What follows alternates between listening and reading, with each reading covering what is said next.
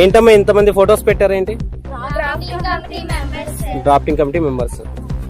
Okay, ఈయన K M మున్సియా? Okay, ఈయన అల్లాడి కృష్ణస్వామి అయ్యర్, ఈయనేమో గోపాల స్వామి అయ్యంగార్. ఈయన మన రాజ్యాంగకర్త డాక్టర్ బిఆర్ అంబేద్కర్ గారు, అంతేనా? ఓకే, ఈయన సయ్యద్ మహమ్మద్ సాదుల్లా. ఈయనెవరు? డిపి కైతన్ గారు. ఓకే, బిఎల్ మిట్టర్ గారు. ఈ ఫొటోస్ అన్ని బాగా గ్యాదర్ చేశారు. చాలా కష్టమైన పని ఇన్ని దొరకడం. ఓకే, చాలా బాగుంది, very good. Okay okay, very good. ఏంటమ్మా ఇదేంటి?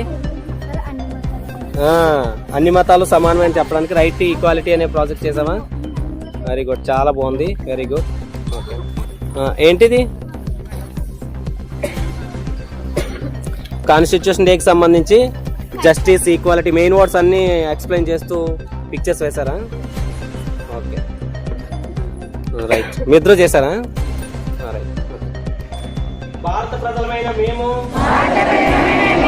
భారతదేశాన్ని సర్వసత్తాక సామ్యవాద లౌకిక ప్రజాస్వామ్య గణతంత్ర రాజ్యంగా నిర్మించుకోవడానికి పౌరులందరికీ సాంఘిక ఆర్థిక రాజకీయ న్యాయాన్ని ఆలోచన భావ ప్రకటన విశ్వాసం ధర్మం ఆరాధనల స్వాతంత్ర్యాన్ని అంతస్తుల్లోనూ అవకాశాల్లోనూ సమానత్వాన్ని చేకూర్చడానికి వారందరిలో వ్యక్తిత్వ గౌరవాన్ని జాతీయ సమైక్యతను సంరక్షిస్తూ సౌభ్రాతృత్వాన్ని పెంపొందించడానికి ఈ రాజ్యాంగ పరిషత్లో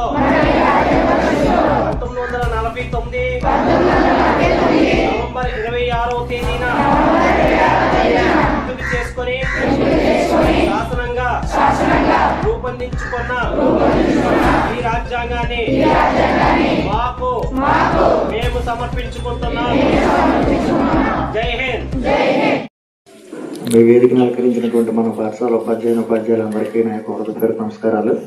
అలాగే విద్యార్థులకు, ఉపాధ్యాయులకి అందరికీ జాతీయ రాజ్యాంగ దినోత్సవ శుభాకాంక్షలు తెలియజేస్తున్నాం.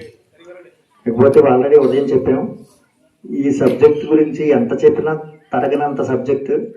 ఎందుకంటే ఇందులో రాజ్యాంగము అనేది మన భారతదేశంలో ఉండేటటువంటి ప్రతి పౌరుడిని, చిన్నపిల్లల దగ్గర నుంచి పెద్దవాళ్ళ వరకు అందరినీ, అన్ని మతస్థుల వాళ్ళని, అన్ని ప్రాంతీయ పార్టీలు, అన్ని భౌగోళిక ప్రదేశాలు, వాళ్ళు ఉండేటటువంటి సామాజిక అన్ని అంశాలని దృష్టిలో పెట్టుకోండి.